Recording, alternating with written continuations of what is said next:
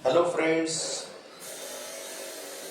Make physics interesting. Make physics interesting में Pradeep sir का नमस्कार।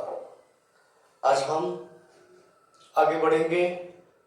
आज हम गॉस थ्योरम के एप्लीकेशंस पढ़ाने के लिए हम सच है। अब पढ़ना जरूरी है, पढ़ाई करना जरूरी है, तो पढ़ाई करो बच्चों।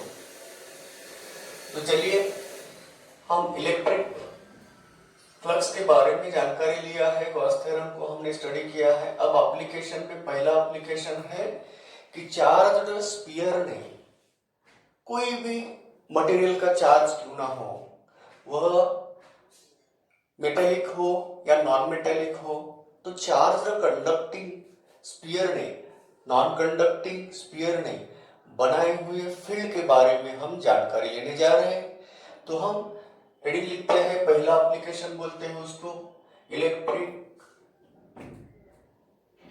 Field due to charged sphere. यह है हमारी मेन हेडिंग। अब इनमें सवाल यह है कि स्फीयर कौन सा है, कंडक्टिंग है या नॉन कंडक्टिंग है, ये डिफरेंट होता है ना। तो इनमें फर्स्ट लेते हैं कंडक्टिंग स्फीयर। कंडक्टिंग स्फीयर ने बनाए हुए फील्ड का हम स्टडी करने वाले हैं। तो कंडक्टिंग स्फीयर ने बाहर कितना फील्ड बनाया, सरफेस के ऊपर कितना फील्ड बनाया और उनके अंदर कितना फील्ड बनता है, इसके बारे में जानकारी लेने के लिए हम जा रहे हैं। वो सब पाने के लिए हमें गॉसेस थ्योरम को याद करना है। तो गॉसेस थ्योरम को याद करते हुए हम उसको निकालेंगे। ओके, तो अब चलिए, मैं क्या करता हूं, एक चार्ज्ड वाला स्फीयर लेता हूं, कंडक्टिंग चार्ज्ड स्फीयर लेता हूं जिनकी रेडियस कैपिटल आर हो और उनके ऊपर चार्जेस बिठाए हैं, कैपिटल क्यू चार्जेस उनके ऊपर बिठाए गए हैं, उसको चार्ज किया गया है। कितने चार्ज से, कैपिटल क्यू चार्ज से उसको चार्ज किया है। जब हम कैपिटल क्यू चार्ज से उसको चार्ज करते ना उस स्फीयर को, तब वह चार्जेस डिस्ट्रीब्यूट हो जाते हैं। तो डिस्ट्रीब्यूशन ऑफ द चार्ज तीन टाइप का होता है। अगर चार्जेस को हम वायर को दे दिया तो charge along the length distribute होते हैं, उस टाइप के डिस्ट्रीब्यूशन को हम बोलते हैं लीनियर चार्ज डिस्ट्रीब्यूशन। जब हम चार्ज लैमिनर बॉडी को देते ना, तब लैमिनर बॉडी के ऊपर चार्ज डिस्ट्रीब्यूशन होता है सरफेस चार्ज डिस्ट्रीब्यूशन। उसका सेकेंड नाम हम सुपरफिशियल डिस्ट्रीब्यूशन भी बोलते हैं। लेटर ऑन, जब हम कोई सॉलिड नॉन कंडक्टिंग बॉडी को हम चार्ज देते हैं, तब वह चार्जेस अकॉर्डिंग टू वॉल्यूम, बोले तो अंदर भी कुछ चार्ज बढ़ सकते हैं, डिस्ट्रीब्यूट होते हैं, उसको हम वॉल्यूम चार्ज डिस्ट्रीब्यूशन बोलते हैं। अब यहां हम कंडक्टिंग स्फीयर की जब बात कर रहे हैं ना, तब उस कंडक्टिंग स्फीयर के बारे में हम कैसा डिस्ट्रीब्यूशन लेने वाले हैं। तो कंडक्टिंग स्फीयर के बारे में जब चार्ज क्यू दिया जाता है तो वह अंदर चार्ज को जाने नहीं देता, क्योंकि कंडक्टर के सरफेस के ऊपर ही इलेक्ट्रॉन अवेलेबल होते हैं। किसी बॉडी को जब हम चार्ज देना चाहते हैं, तो चार्ज देना बोले तो अगर हमें पॉजिटिव चार्ज उसको देना है तो उससे हम नेगेटिव इलेक्ट्रॉन वापस लेना है। अगर उसके ऊपर नेगेटिव चार्ज देना है तो उसको डोनेट करना है हमें इलेक्ट्रॉन्स को। तो अब यहाँ हम स्फीयर ले रहे हैं, आर रेडियस का स्फीयर है और उसको चार्ज दिए हैं, क्यू चार्जेस दिए हैं। तो जब हम क्यू चार्जेस उसको देते ना, तब ये क्यू चार्जेस उसके सरफेस के ऊपर ही बैठते हैं। उस टाइप का डिस्ट्रीब्यूशन को हम बोलते हैं सरफेस चार्ज डिस्ट्रीब्यूशन। और सरफेस चार्ज डिस्ट्रीब्यूशन में जो क्वांटिटी हम यूज बनाते हैं ना डिस्क्रिप्शन देने के लिए, उस क्वांटिटी का नाम है सरफेस चार्ज डेंसिटी। और सरफेस चार्ज डेंसिटी सिग्मा है, Q divided by 4 pi R square से हम डिनोट करते हैं। क्यों? टोटल चार्ज Q इतने एरिया पे बैठे हैं, तो यूनिट एरिया पे बैठे हुए चार्ज को हम बोलते हैं सरफेस चार्ज डेंसिटी। तो चलिए, Q चार्ज इस R रेडियस के स्फीयर के ऊपर बैठे हैं, तो ये रहा रेडियस R। अब बताइए बच्चों, ये बैठे हुए चार्ज इलेक्ट्रिक फील्ड बनाते हैं, तो हम एक पॉइंट लेते हैं। पहली केस है, अगर जो पॉइंट हम ले रहे हैं, जहां का हमें फील्ड निकालना है, वह पॉइंट अगर छोटे r डिस्टेंस से डिनोट कर रहे हैं, consider the point P at r distance from the center of the charged sphere. Then, in order to find the intensity at this point using Gauss's law, we have to remember the 3 points. Which are the 3 points? मैंने जब पढ़ाया था ना, तब मैंने बोला था, जब भी मैं गॉस थ्योरम के एप्लीकेशन पढ़ाता हूँ, उस वक्त मैं आपको गॉस थ्योरम को जब मैं कॉल कर रहा हूँ, तब मुझे 3 चीज याद रखना है। कौन से 3 चीज है वो पूछेगा मुझे, जो भी उसको कॉल कर रहा है, जो भी उसको बुला रहा है, तब वह पूछेगा कि तूने क्लोज्ड एरिया माना है? अगर माना है तो पूछेगा उसका छोटा टुकड़ा ds को पकड़ा है? और तीसरा क्वेश्चन बोलेगा जितना भी तूने क्लोज्ड एरिया माना है, उसने क्लोज किए हुए चार्ज आपको पता है क्या? ये 3 क्वेश्चन जब यस में उत्तर आएगा उसका, तब हम गॉस को डायरेक्टली अप्लाई कर सकते हैं। चलिए बच्चों, अब हम जो पॉइंट ले रहे हैं ना r डिस्टेंस पे, तो ये पॉइंट अगर बाहर चाहिए तो r greater than capital R लेना है। तो अगर हमने पॉइंट P को चार्ज वाले स्फीयर के बाहर के एरिया में लिया, इसका मतलब डिस्टेंस छोटा r is greater then capital R बन गया। तो इस जगह का हमें अब फील्ड इंटेंसिटी निकालना, ये हमारा कर्तव्य बनता है। मगर इसके लिए गॉस थ्योरम अप्लाई करने के लिए, अब चलिए, अगर इस स्फीयर के ऊपर बैठे हुए सभी चार्ज को अगर एनक्लोज करना हो, तो किस टाइप का क्लोज्ड एरिया लेना होगा? स्फेरिकल ही। तो हम क्या कर रहे हैं? गॉसियन स्फीयर ड्रॉ कर रहे हैं। गॉसियन स्फीयर कितने रेडियस का होगा? वह छोटे r रेडियस का ये गॉसियन स्फीयर होगा। तो ये गॉसियन स्फीयर है और उसका छोटा सा टुकड़ा ds मान रहे हैं, क्योंकि हमें ds के थ्रू जाने वाले फ्लक्सेस का फार्मूला हमारे पास अवेलेबल है। तो अगर हमने ds टुकड़ा मान लिया, वह एलिमेंट है, किसका एलिमेंट है? Gaussian sphere of radius small r का एलिमेंट है, टुकड़ा है।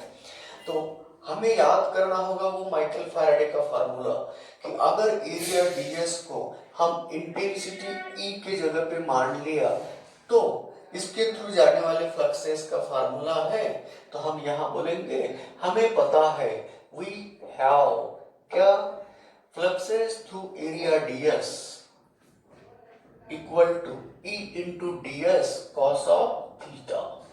ये उसको याद कर रहे हैं।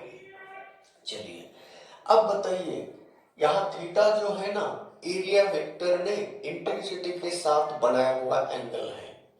तो एरिया वेक्टर अगर इंटेंसिटी के साथ एंगल बना रहा है, इसका मतलब इस जगह पे अगर आए हम, तो ये स्फीयर का टुकड़ा होने से रेडियस हमेशा स्फीयर के एरिया को नॉर्मल होती है। इसका मतलब एरिया वेक्टर भी कैसा रहा?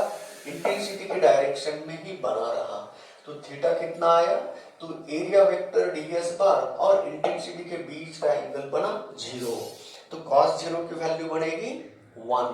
तो अब फ्लक्सेस थ्रू एरिया ds की वैल्यू आएगी E इंटू ds।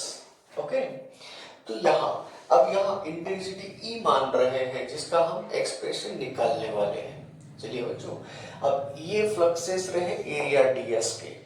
अगर हमने वही एरिया यहाँ ले लिया, उतना ही एरिया यहाँ ले लिया, उतना ही एरिया यहाँ ले लिया, सबके लिए उस फ्लक्सेस की वैल्यू कैसे रहेगी?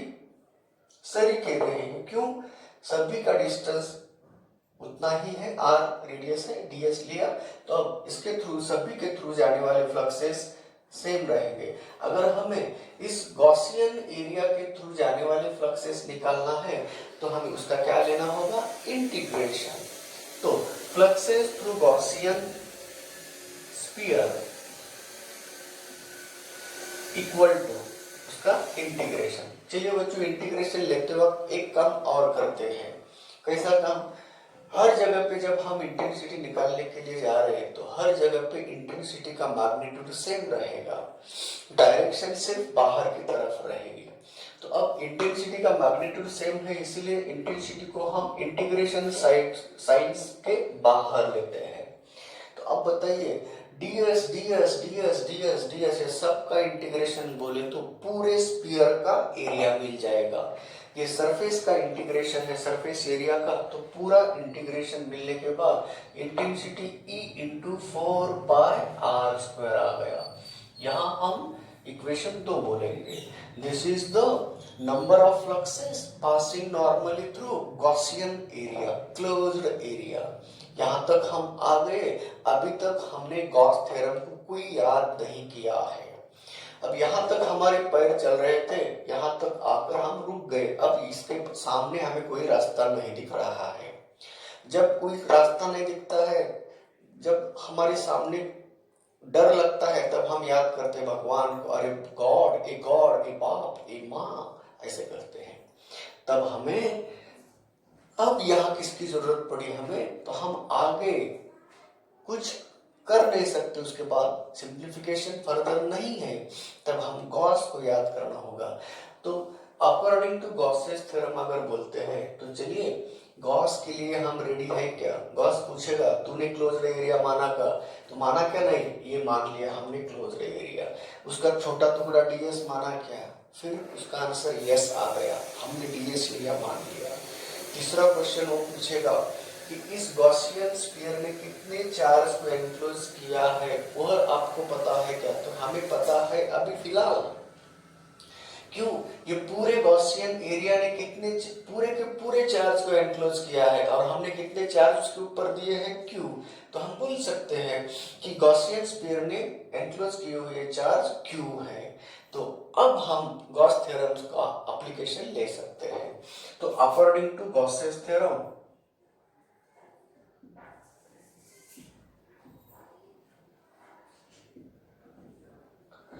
Fluxes through sphere equal to क्या होगा? Fluxes through sphere equal to, उन्होंने 1/ε0 को याद करो Gauss theorem, 1/ε0 into total number of net charges enclosed by that closed area. अब इस क्लोज्ड एरिया ने कितने चार्ज को एनक्लोज किया है? Q। तो Q आ गया। ये रहा इक्वेशन थर्ड। अब इक्वेशन 2 और इक्वेशन थर्ड का लेफ्ट हैंड साइड तो सेम है, तो राइट हैंड साइड भी इक्वेट कर सकते हैं। जब हम इक्वेट करेंगे तो आंसर मिलेगा 4πr²। अब बताओ बच्चों, यहाँ हमने कैपिटल R लिया है ना, वही हमारी मिस्टेक हो गई है। हम स्फीयर कितना रेडियस का लिया है? स्मॉल r, तो यहाँ बन गया स्मॉल r का स्क्वायर बन गया। अब यहाँ पे भी स्मॉल r का ही स्क्वायर बनता है, is equal to Q divided by ε0। तो हमें इंटेंसिटी निकालना था ना, तो इंटेंसिटी का फार्मूला बन गया, intensity equal to Q divided by 4πε0 into r का स्क्वायर। ये रहा intensity at the r distance from the point charge Q।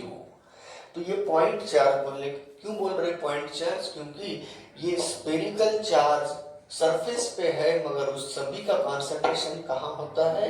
Centre पे होता है। उसको हम पॉइंट चार्ज, क्योंकि पॉइंट चार्ज का भी फील्ड ऐसा ही आया था ना। तो चार्ज स्फीयर के ऊपर जो भी चार्जेस बैठे होते हैं वह कॉन्सेंट्रेटेड एट द सेंटर होता है, वह भी हमें as a point charge treat हो सकते हैं। तो ये रहा पहला फार्मूला कि जब जब हम चार्ज स्फीयर के बाहर वाला पॉइंट लेते हैं ना, इंटेंसिटी का फार्मूला ये मिलता है। तो ये फार्मूला बन गया Q/4πε0 r²। चलिए बच्चों, जो भी फार्मूला मिला है उसके ऊपर हम अलग अलग तरीके से कैसे देखते हैं। प्रॉब्लम पूछने वाला आदमी उसके तरफ देखता कैसा है? देखो, पहला प्रॉब्लम पूछने वाला आदमी बोलता है अगर मैंने इस जगह की इंटेंसिटी को बढ़ाना है तो हमें क्या करना होगा। तो इंटेंसिटी क्या बदल सकती है क्या? तो इंटेंसिटी को बदलना है, इंटेंसिटी को बढ़ाना है इसी जगह के पॉइंट को, तो हम क्या करना होगा, on which factor the intensity at a point P depends. तो याद रखिए इंटेंसिटी डिपेंड कर रही है सोर्स चार्ज क्यू को, इंटेंसिटी डिपेंड कर रही है medium surrounding the sphere, intensity depend कर रही है distance from the centre of the sphere. ये रहा। अब अगर पहले फर्स्ट लेवल का क्वेश्चन करना है तो इस फॉर्मूले के ऊपर कभी कभी चार्ज दिया जाता है, डिस्टेंस दिया जाता है और इंटेंसिटी पूछी जाती है। कभी कभी इंटेंसिटी दी जाती है, चार्ज दिया जाता है, डिस्टेंस पूछा जाता है। कभी कभी डिस्टेंस दिया जाता है और इंटेंसिटी दी जाती है, चार्ज पूछा जाता है। ये सब फर्स्ट लेवल के प्रॉब्लम्स बन सकते हैं। डायरेक्ट फार्मूला के ऊपर बने हुए प्रॉब्लम्स को हम फर्स्ट लेवल बोलते हैं, फार्मूला बेस्ड प्रॉब्लम बोलते हैं। अब सेकेंड लेवल कैसे बनता है? अब देखो, अगर हमने, देखो ना सेकेंड लेवल कैसे बना रहे हैं। अगर हमने इस चार्ज वाले स्फीयर का रेडियस बढ़ाया, पहले से डबल कर दिया। अगर चार्ज वाले स्फीयर का रेडियस अगर हमने बढ़ाया, बाकी सब सेटिंग कांस्टेंट रखा है, उसके ऊपर बैठे हुए चार्ज क्यू ही है, सिर्फ हमने बदला है radius of the charge sphere. तो क्या field intensity at the point P outer side of the charge sphere के ऊपर असर होगा या नहीं होगा? तो क्या वो इफेक्टिव इंटेंसिटी और intensity outside the charge sphere बदलेगी या नहीं बदलेगी? तो ये रहा सेकेंड लेवल का क्वेश्चन। तो हम पूछते हैं 5 सेंटीमीटर रेडियस के चार्ज स्फीयर को हमने क्यू चार्ज दिए थे, तब इंटेंसिटी 200 न्यूटन पर कूलम बनी थी। अगर हमने चार्ज वाले स्फीयर का रेडियस दुगना बोले तो 10 डबल कर दिया, तो इंटेंसिटी कितनी होगी बाहर वाले पॉइंट पी के जगह पे? तब हम बोलेंगे, आंसर निकालने का प्रयास करेंगे, मगर हमें याद चाहिए, कंसेप्ट याद चाहिए कि जब जब हमारा पॉइंट, जब तक हमारा ये पॉइंट उस चार्ज वाले स्फीयर के बाहर रहेगा, तब तक उस जगह के इंटेंसिटी को कोई इफेक्ट नहीं होगा चार्ज वाले स्फीयर के रेडियस का। चाहे क्यों हम उसका रेडियस बढ़ा दें या कम कर दें, कोई असर पी पॉइंट पे नहीं होगा, क्योंकि इफेक्ट छोटे आर के ऊपर नहीं हो रहा है ना। एक कम हुआ क्या बढ़ा दिया, तो ये आर तो वही है ना, सेंटर तो वही है ना। तो इसीलिए intensity not depend upon the intensity at the point outside the charged sphere, not depend upon the radius of the charged sphere। तो ये हमारा सेकेंड लेवल का क्वेश्चन यहां से हम बना सकते हैं। तो अब ये उसको हम रिमार्क में दे रहे हैं। तो इंटेंसिटी किसके रेडियस, कौन से रेडियस के ऊपर डिपेंड है? गॉसियन स्फीयर के रेडियस के ऊपर डिपेंड है। इंटेंसिटी किनके रेडियस के ऊपर डिपेंड नहीं है? चार्ज स्फीयर के रेडियस के ऊपर नहीं डिपेंड है, जब तक हमारा ये पॉइंट बाहर है उनके। तो ये रहा बच्चों इस आए हुए फार्मूले के बारे में कैसे थिंकिंग करना है, इस सोच से प्रॉब्लम बनते हैं। जब हम थिंक कर रहे हैं तो स्टूडेंट भी ऐसे ही थिंकिंग करना चाहिए। स्टूडेंट को भी आए हुए फार्मूले के ऊपर कैसे प्रॉब्लम बन सकते हैं, जो प्रॉब्लम बनाता है ना वो सॉल्व ही कर सकता है। तो बच्चों problem, number of problem solve करने से पहले बनाना सीखो। जब प्रॉब्लम बनाना सीखते हैं ना तो उसका सॉल्यूशन आप खुद निकाल सकते हैं। तो इसीलिए जब भी कोई फॉर्मूला नया मिलता है तब हमारे सामने उसके ऊपर किस तरह से क्वेश्चन बन सकते हैं वो सोचने का स्किल डेवलप करना है। तो मैंने जैसे कि एग्जांपल में बोल दिया कि इंटेंसिटी किसके ऊपर डिपेंड है, कैसे डिपेंड है, inverse square law of distance के ऊपर से डिपेंड है, चार्ज के ऊपर डिपेंड है, मीडियम के ऊपर डिपेंड है। अगर डाइलेक्ट्रिक मीडियम डाल दिया तो इंटेंसिटी कम होगा, अगर डाइलेक्ट्रिक मीडियम हमने रिमूव कर दिया तो इंटेंसिटी बढ़ेगा। तो जिस तरह से हम ये प्रॉब्लम्स हम थ्योरेटिकल बोल रहे हैं ना, उसको हम रिमार्क के फॉर्म में बताएंगे। अब दूसरा सवाल यह है, जेईई मेन के लिए ज्यादा इंपॉर्टेंट होता है वेरिएशन कैसा है। अगर हम इंटेंसिटी का variation with respect to distance ले रहे हैं तो जैसे ही हम बाहर पॉइंट का इंटेंसिटी निकालते हैं ना, इनवर्स स्क्वायर लॉ से क्या मिलता है, इंटेंसिटी मिलती है। तो इंटेंसिटी का वेरिएशन अगर पढ़ना है तो देखिए बच्चों, हम बाहर पॉइंट पे है बोले तो R is equal to R और R is greater than R। तो जब R इक्वल टू R होगा तो यहाँ कुछ ना कुछ इंटेंसिटी मिलेगी, तो इसके सामने इनवर्स स्क्वायर लॉ से वेरिएशन है।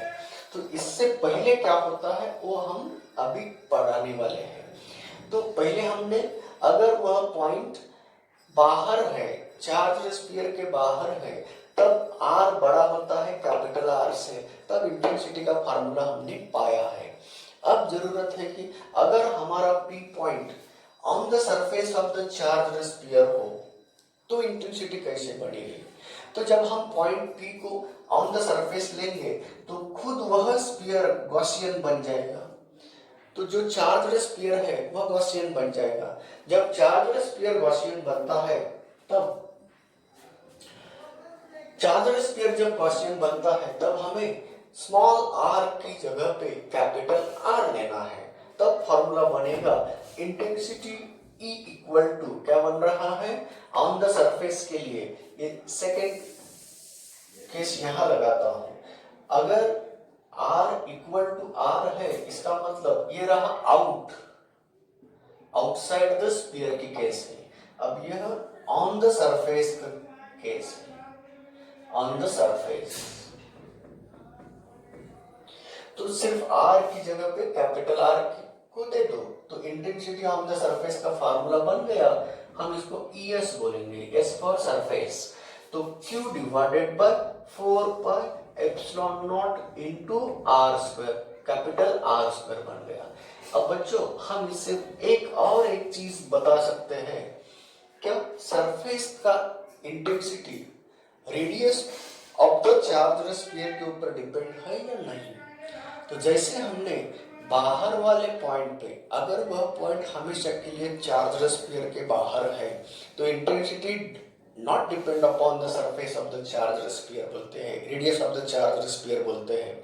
उसी तरह क्या इंटेंसिटी डिपेंड है radius of the charge sphere के ऊपर ऑन द सरफेस के लिए? तो यस, जब हम सरफेस के ऊपर रहेंगे तब इंटेंसिटी डिपेंड करती है radius of the charge sphere से। तो जब चार्ज स्फीयर का रेडियस बढ़ा दिया तो इंटेंसिटी 1/4 बोले तो स्क्वायर से क्या होगा, कम होगा। अगर हमने दुगना किया रेडियस तो 1/4 इंटेंसिटी हो जाएगा। इस तरह से जब तक बाहर है तब तक इस फार्मूला को याद करो।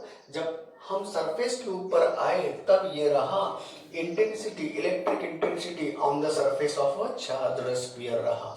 अब सवाल इस बात का है, अगर हम अंदर जाए, जब हम अंदर जाएंगे तब क्या होगा। चलो अगर तीसरी केस ले रहे हैं, if R is less than capital R, इसका मतलब ये बड़े R के छोटा, R से छोटा बोले तो हम कहाँ है, चार्ज वाले स्फीयर के अंदर ही है। जब हम चार्ज स्फीयर के अंदर है तो ये हमारा रहा छोटा R रहा। तो अब बताइए बच्चों, तो इस जगह का इंटेंसिटी निकालने के लिए हमें गॉसियन स्फीयर ड्रॉ करना चाहिए ना। जब हम अंदर गॉसियन स्फीयर ड्रॉ करते हैं तो इस गॉसियन स्फीयर में एनक्लोज किए हुए चार्ज कितने मिल रहे हैं? क्या इस गॉसियन स्फीयर के अंदर चार्ज है क्या? चार्ज तो उस सरफेस के ऊपर है। तो अंदर जो गॉसियन स्फीयर ड्रॉ किया है उस गॉसियन स्फीयर ने चार्ज कितने एनक्लोज किए हैं? 0। अगर गॉसियन स्फीयर ने चार्ज 0 एनक्लोज किए हैं तब बताइए तो 1/ε0 इंटू क्या रहेगा 0। तो सक्सेस थ्रू दैट स्फीयर 0 है, इसका मतलब है intensity inside the sphere is 0 होता है। Electric field intensity inside the sphere is 0, इसका मतलब एट द सेंटर भी इंटेंसिटी कितना आया 0 आया। तो बच्चों ये रहा intensity due to conducting charged sphere के बारे में जानकारी लिए। तो इंटेंसिटी आउटसाइड कैसी होती है, इस फार्मूले से हम पता कर सकते हैं। इंटेंसिटी ऑन द सरफेस, ये वाला formula. Intensity inside the sphere, charge sphere, का फार्मूला बन गया 0। अब बताओ बच्चों, इसमें थोड़ा सा कंफ्यूज कर रहा हूं मैं। कंडक्टिंग स्फीयर है तो उसमें भी दो टाइप होते हैं, क्या वह सॉलिड है या हॉलो है।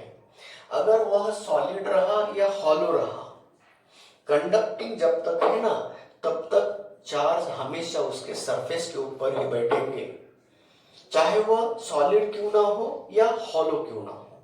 सॉलिड रहा तो भी सरफेस के ऊपर चार्ज बैठेंगे, हॉलो रहा तो भी सरफेस के ऊपर चार्ज बैठ रहे हैं। इसका मतलब अंदर के पॉइंट इनर साइड पे interior of the charge conducting sphere हमेशा के लिए फील्ड इंटेंसिटी कैसे रहेगी 0।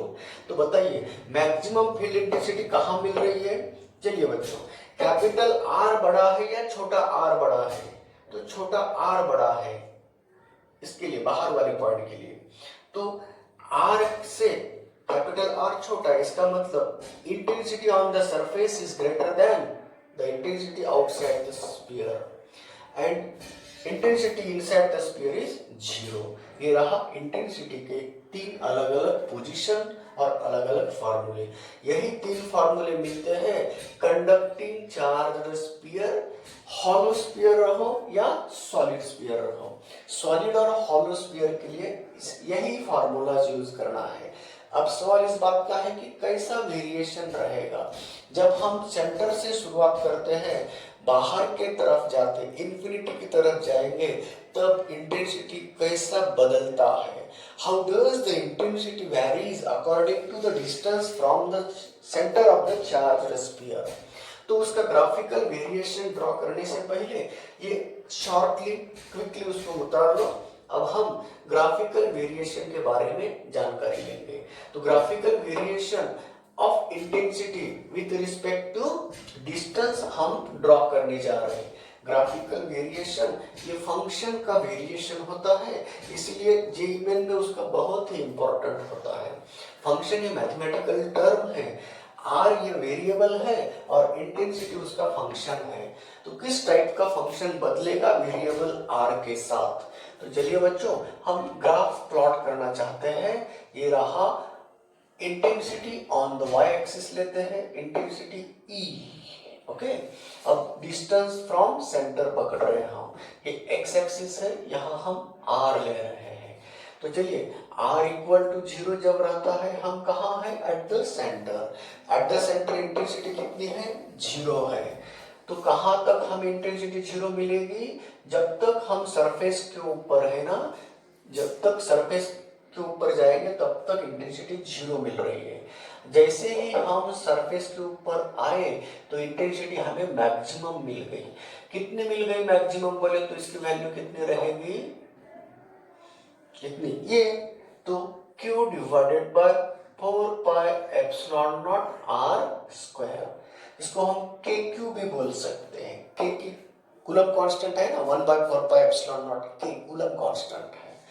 तो हम यहाँ maximum value of the intensity लिखा। जैसे ही हम बाहर इंफिनिटी की तरफ जा रहे तब इनवर्स स्क्वायर लॉ से ये बदलेगा। तो ये रहा graphical variation of intensity E with respect to distance R। ये रहा ग्राफिकल वेरिएशन। तो ये मैक्सिमम इंटेंसिटी कितनी है वो बताने के लिए डॉटेड लाइन निकाला। तो ग्राफ ओ वाला नहीं है, ए वाला ग्राफ है। तो सरफेस तक 0, जैसे ही सरफेस के ऊपर आया तब मैक्सिमम इंटेंसिटी बन गई और बाद में वो इनवर्स स्क्वायर लॉ से क्या होते रहा, कम हो रहा है। तो यहाँ तक इंटेंसिटी 0 है, यहाँ मैक्सिमम है E इक्वल टू ES। और जैसे ही हम इंफिनिटी की ओर जा रहे तब इंटेंसिटी जीरो होगा, लास्ट में वह इंफिनिटी की तरफ जीरो होगा। तो ये रहा एटीट्यूड, किस एंगल से उसको देखना है उसके बारे में जानकारी। इसी नजरिया से हमें देखना है कि अब यहाँ कंडक्टिंग स्फीयर के बारे में बोला। कंडक्टिंग स्फीयर चाहे वो सॉलिड क्यों ना हो या हॉलो क्यों ना है, सेम फॉर्मूलेज यूज करना है। अब सवाल इस बात का है, अब यहाँ बी हेडिंग बताएंगे नॉन कंडक्टिंग के बारे में। नॉन कंडक्टिंग स्फीयर कैसे फील्ड बनाता है, किस टाइप का फील्ड बनाता है, और फील्ड इंटेंसिटी का वेरिएशन होगा। जब तक हम सरफेस पे हैं तब क्या होगा, जब हम अंदर जाएंगे तब क्या होगा, तो इंटेंसिटी किस तरह से बदलेगी, कैसा वेरिएशन मिलेगा, ये पढ़ना है। इसके लिए भी फिर दोबारा गॉस को याद करना है। तो बच्चों, जैसे ही ये कंडक्टिंग हो या नॉन कंडक्टिंग हो, जब तक हम बाहर है ना तब तक कोई चेंज नहीं होगा इसमें। क्यों? जब तक हम बाहर है ना तब तक इसमें का कोई भी इफेक्ट नहीं होगा। क्यों? आर डिस्टेंस है, ये है चार्जेस ऑन दैट स्फीयर है। तो total charge enclosed by that Gaussian sphere मिलते हैं कैपिटल क्यू ही मिलते हैं, है ना।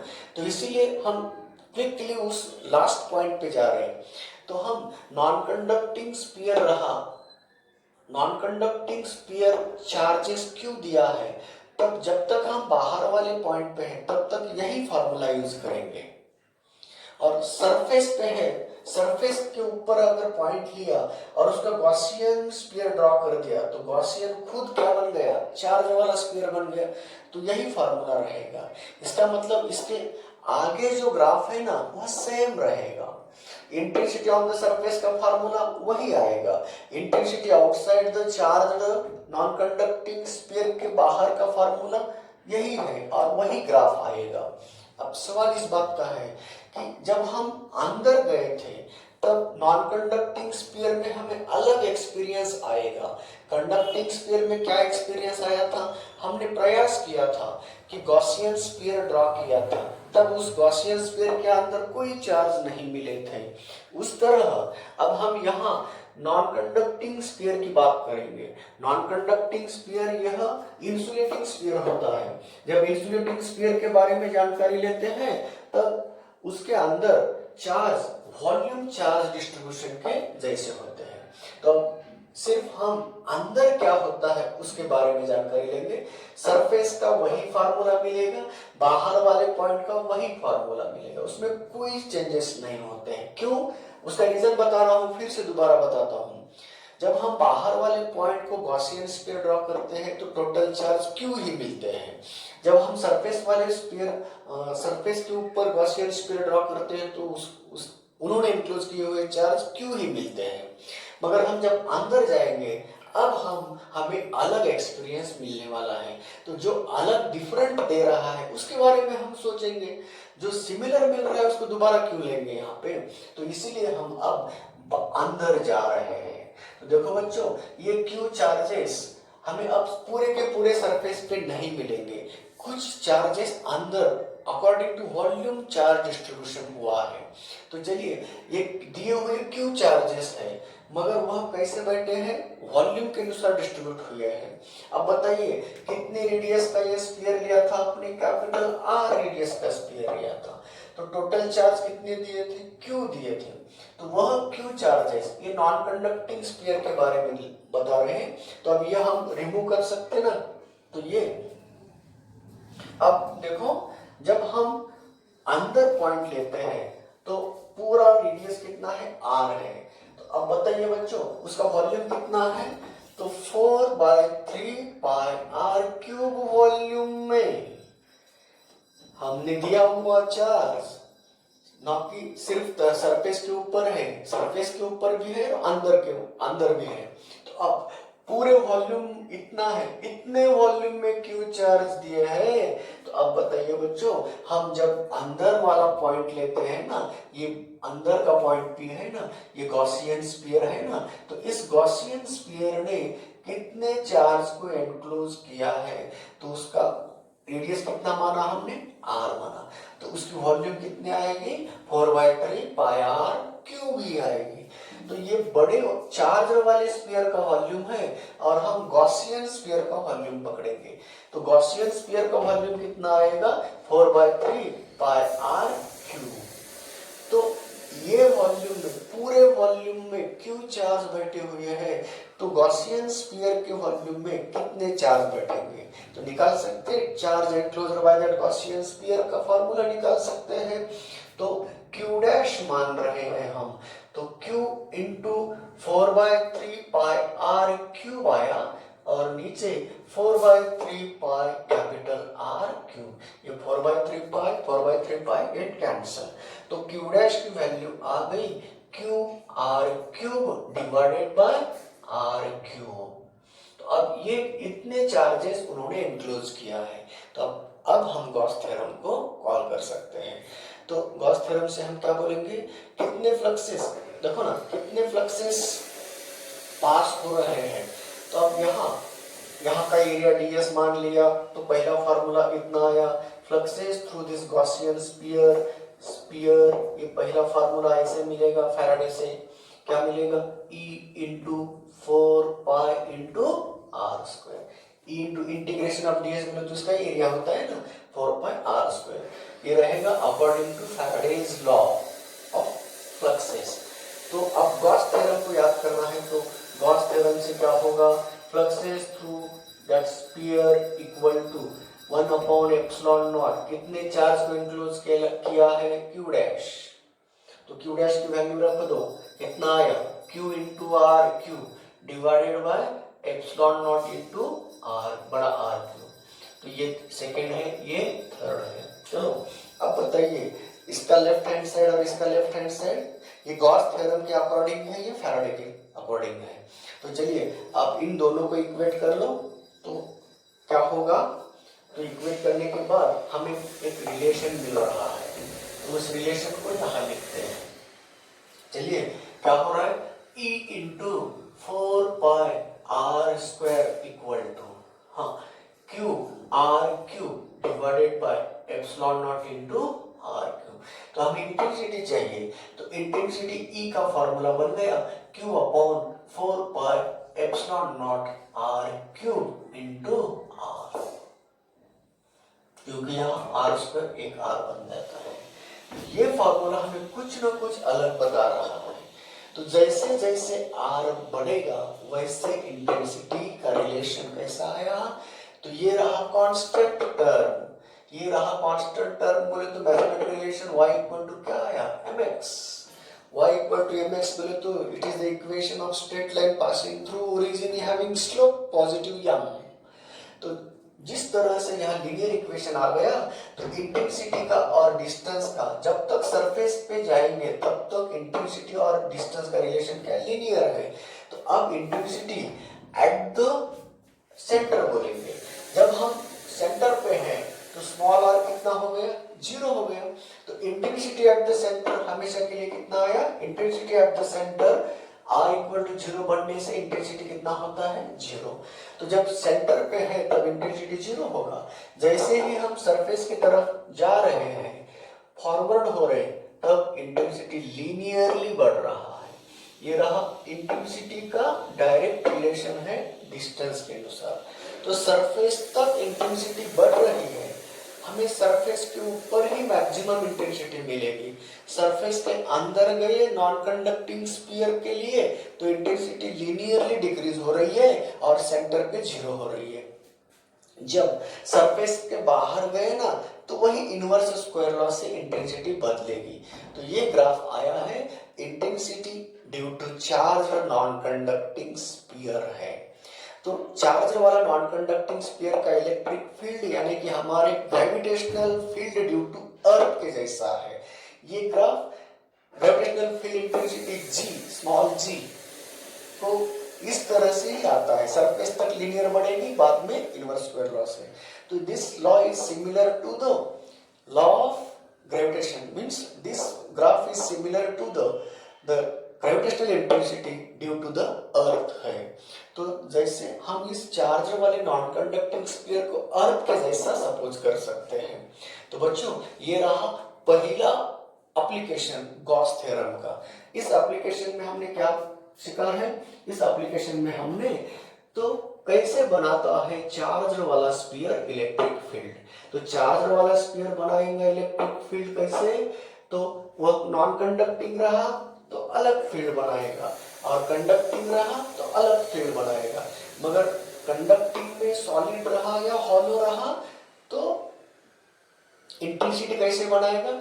जीरो, ओरिजिन से सरफेस तक जीरो, सरफेस के बाहर इनवर्स स्क्वायर लॉ से बदलता हुआ। तो ये वाला जो पहला फार्मूला, पहले 3 फार्मूले जो आए हैं ना, वो कैसे कैसे चार्ज स्फीयर के लिए है। देखो, कंडक्टिंग चार्ज स्फीयर के लिए सेंटर से सरफेस तक जीरो, सरफेस पे मैक्सिमम, बाद में इनवर्स स्क्वायर लॉ से बदलेगा। ये पहला कैसा लिया मैंने स्फीयर? कंडक्टिंग सॉलिड स्फीयर लिया। दूसरा, कंडक्टिंग हॉलो स्फीयर के लिए ही वही है, और नॉन कंडक्टिंग हॉलो के लिए भी वही है। तो जो भी हमने डिस्कशन किया, ये नॉन कंडक्टिंग सॉलिड के लिए ही ये फार्मूला आएगा, क्योंकि सॉलिड नॉन कंडक्टिंग है इसलिए चार्ज अंदर बैठे हैं। अगर नॉन कंडक्टिंग है मगर वो हॉलो रहा, स्फेरिकल शेल रहा, तब स्फेरिकल शेल के लिए अंदर कोई मटेरियल नहीं है, हॉलो होता है वह। तो अगर कोई नॉन कंडक्टिंग स्फीयर है और उसके अंदर चार्ज ही नहीं है हॉलो होने से, क्योंकि चार्ज हमेशा मास के बिना नहीं रहता है, पार्टिकल जब तक नहीं है अंदर तब तक वहां चार्ज नहीं रहेगा। सिर्फ हम सपोज टू बी कॉन्सेप्ट बोल सकते हैं, मगर वहां एग्जिस्टेंस नहीं होता है। उसी तरह तो ये जो फार्मूले डील किया, तो सरी का फार्मूला और सरी का नेचर किसमें है? Non conducting solid sphere, sorry ये इतना ही अलग होता है। बाद में 3 जो बचे हुए हैं, conducting solid sphere, conducting hollow sphere, non conducting hollow sphere, ये तीनों के लिए सेम कंसेप्ट है। इलेक्ट्रिक फील्ड इंटेंसिटी के बारे में सरी का है, सिर्फ अलग इंटेंसिटी बनाता है नॉन कंडक्टिंग स्फीयर। तो ये रहा बच्चों, नॉन कंडक्टिंग स्फीयर के बारे में कैसे फील्ड बनाता है, कंडक्टिंग स्फीयर के बारे में कैसे फील्ड बनाता है। तो तीनों में सरीका है, non conducting solid, conducting hollow, non conducting hollow. सिर्फ अलग वेरिएशन है अंदर वाले पॉइंट के लिए। सिर्फ सरफेस के ऊपर हमेशा मैक्सिमम इंटेंसिटी बनेगी, चाहे किसी भी टाइप का स्फीयर हो, और बाहर वाला सेम फील्ड बनाएगा। सिर्फ सॉलिड नॉन कंडक्टिंग के लिए ही थोड़ा सा वेरिएशन है, इतना ही याद रखो। तो बच्चों, ये वीडियो कैसे लगा और ये पॉइंट क्लियर हुआ तो सब्सक्राइब करना मत भूलिए। Thank you. अब हम जाएंगे गॉसियस थ्योरम के सेकंड एप्लीकेशन के लिए। तो सेकंड एप्लीकेशन के बारे में भी ऐसे ही सिचुएशंस आएंगे। अब हम किस टाइप का कंडक्टर लेंगे? तो सिलेंडर लेंगे। वहां पे भी 4 केसेस होंगे, solid cylinder, solid conducting cylinder, hollow conducting cylinder, solid non conducting cylinder और हॉलो नॉन कंडक्टिंग सिलेंडर। ऐसे 4 केसेस। जिस तरह से यहाँ 4 केसेस हैं, तो उस सिलेंडर के लिए भी हम 4 केसेस पढ़ाएंगे। तब तक के लिए रुकेंगे। Thank you very much.